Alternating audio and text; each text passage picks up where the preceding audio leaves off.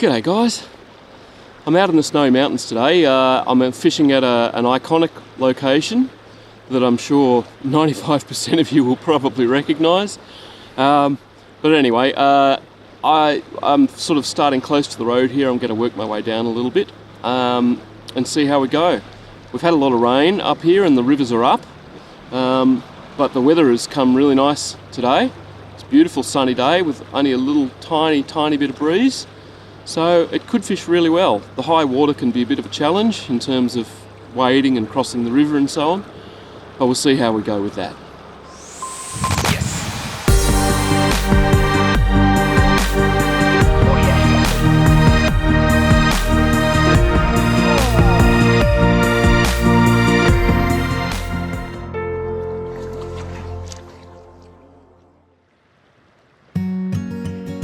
The last time I fished this pool was about a year ago, and the water was way lower, meaning that I could actually wade up the side of this pool. If I was to try to hop in there today though, I'd be straight up over my head with the first step off the bank.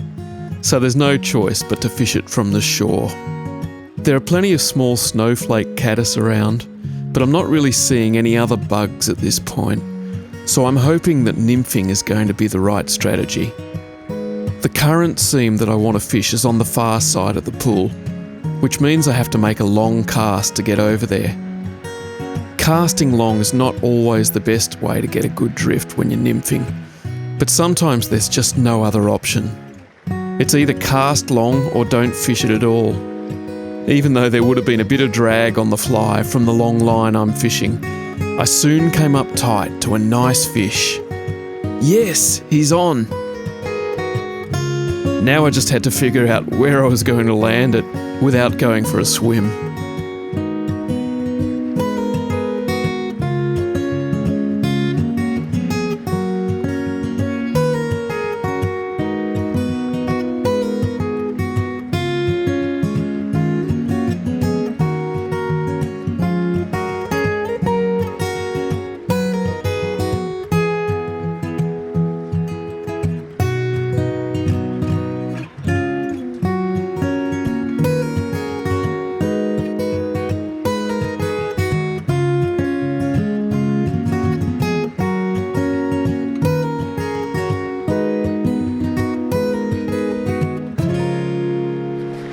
There we go guys, beautiful brownie. I'm going to get him straight back in the water.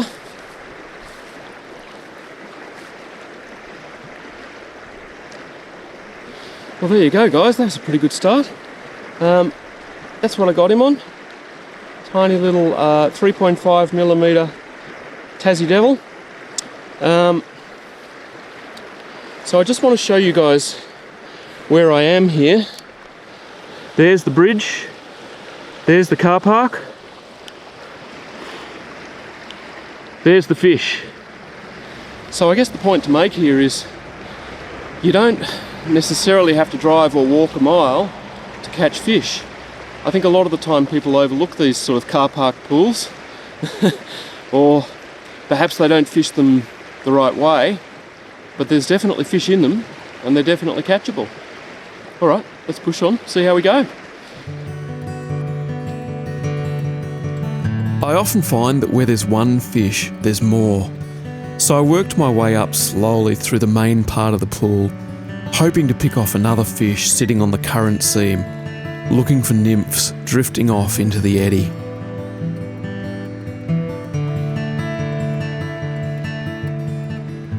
Alright guys, I'm going to move up in a second and fish the top of this pool. Just to let you know how I'm fishing the bottom here, you can probably see it's a fair cast over to the current on the far side over around here, and that's the water that I need to get to.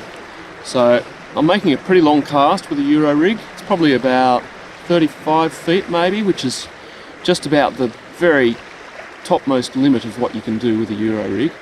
So I'm fishing it as much in the current side of the current as I can, and then the fly is swinging back towards me into this eddy sort of pool area back in here.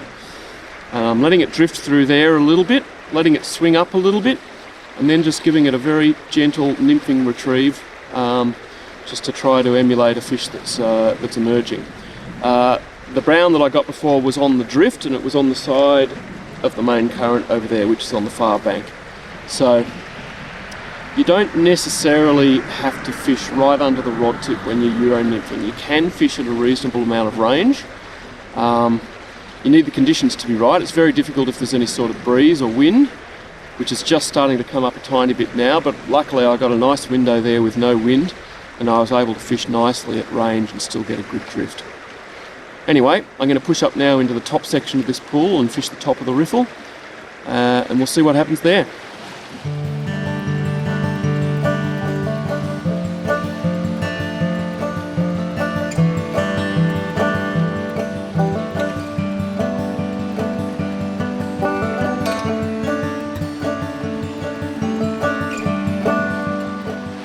Alright, well I didn't find anything at the top of the pool there.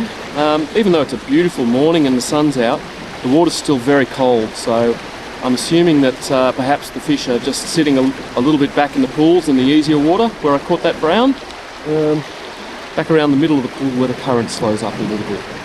Anyway, I'm going to push on up from here and see where we go.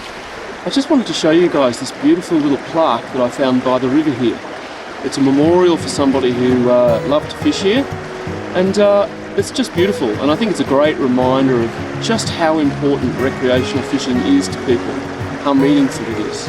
Anyway, it was a nice little thing to find. So I'm just going to nymph up through the back of this pool a little bit.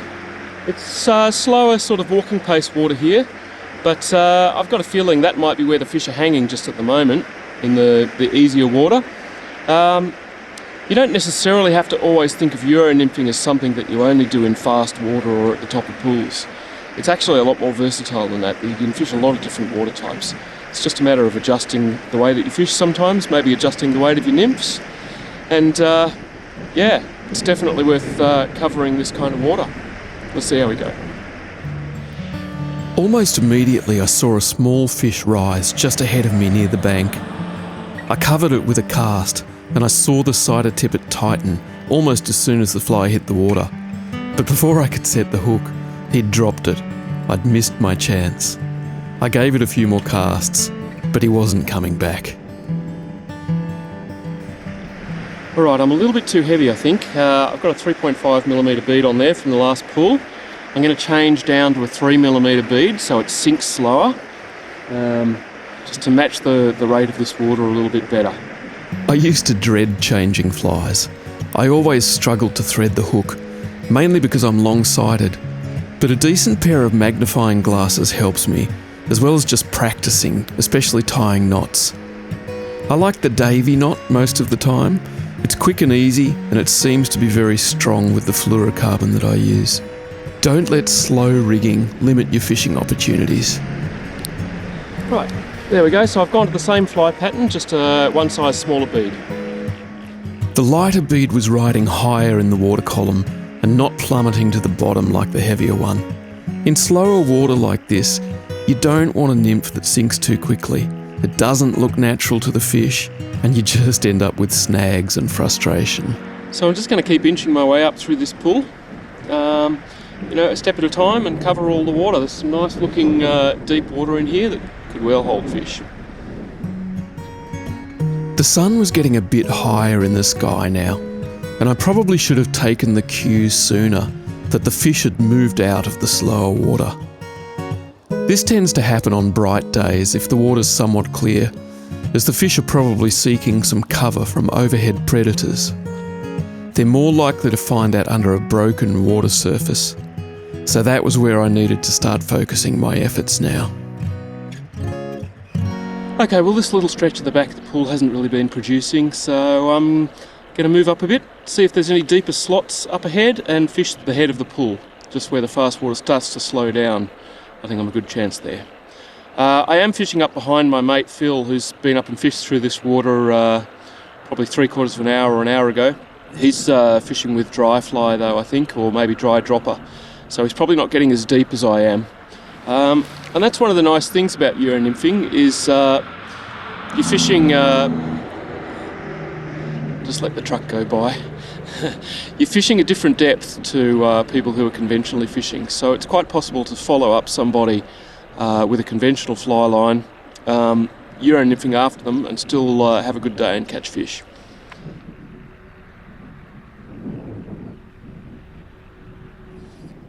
Steve. Yeah, mate, how you going? Yeah, just had a 4-pounder come up. Just missed it. Oh, Just on this ridge between you and me. Just running up the ridge. They've been oh, right. having a good look at me. I don't think it's lunchtime, but yeah. Anyway, so yeah, in the faster water, probably chest deep. Okay, in the faster stuff, eh? Cool. Yep, it was good fish. I'm just gonna change to a nymph and drop that on. See how I go. All right, good luck. All right, I fished up that with the lighter nymph. I'm going to change back to the heavier one now because it's not getting down enough in a lot of that run. So, make a change and then we'll fish through it again and see if there's a different result. Finally, the water was gentle enough here to allow me to wade out a little bit. So I used that to my advantage and got a little bit closer to the good water. It only took a couple of drifts before I was into another fish. Dropped him. Well, briefly anyway. Well, I'm a bit surprised we didn't get more out of there, guys. I had a couple of taps, one on the swing and one on the seam over the far side. But yeah, no fish. Maybe Phil came through and fished it really well before. Anyway, we'll move on up. So the rig I'm fishing today, guys, is a 10-foot 2-weight. This is the Thomas & Thomas Contact 2, 10-foot 2-weight, with a Sage ESN reel, and a Euro rig, obviously. I'm just fishing a single nymph. I like fishing a single nymph most of the time. I find I get a lot of tangles and a lot of troubles with double nymph rigs, and I reckon you get a better drift with a single nymph. The majority of the time, anyway. There are occasions where I'll use two. There's a little pocket just up here. I'm not sure if you can see, there's obviously a little boulder midstream there and there's a little pocket behind it. I'm just going to try and run a nymph through there, see if we do any good. I'd given the slow water a really good run, and I'd finished the top of that great pool for only one small one hooked and lost. So I started trying different water types in an effort to locate trout that were feeding. I worked through a number of spots that I felt should have held fish, but for whatever reason, it just wasn't happening for me. Phil had said that he had seen some brown trout coming up to the dry in some of the faster runs, so surely there had to be something there willing to take a nymph. Just as I was really starting to doubt what I was doing, my sighter suddenly stopped midstream, and I set the hook into what felt like a decent weight. Oh, that's a good fish.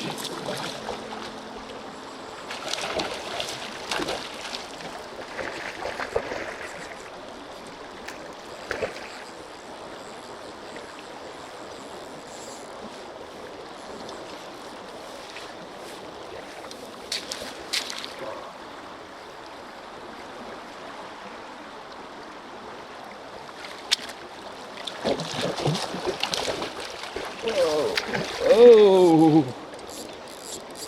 He didn't like the look of me, and once he got out into that current, there was no bringing him back upstream on the little 6X tippet that I was using. Oh, I'm going to have to go downstream, guys.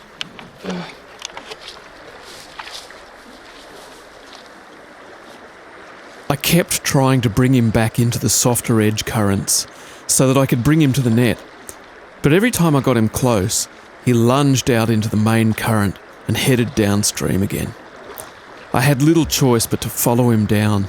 Trying to force him back upstream against the current was a sure recipe for disaster.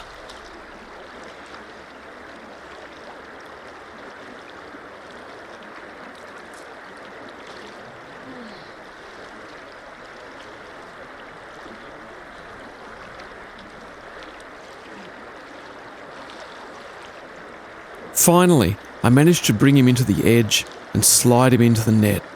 A beautiful brown trout, a bit over 2 pounds. I brought him up to the camera to film the fish and the release, and managed to ham-fistedly stop the recording. Well, I hope you guys caught that. so you'll just have to trust me about how big he was. Actually, I think he was closer to 6 pounds. Definitely a trophy fish.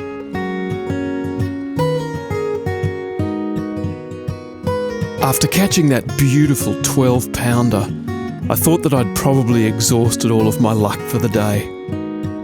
Lunch was beckoning, but I gave it a few more lazy casts while I waited for Phil to wander back downstream.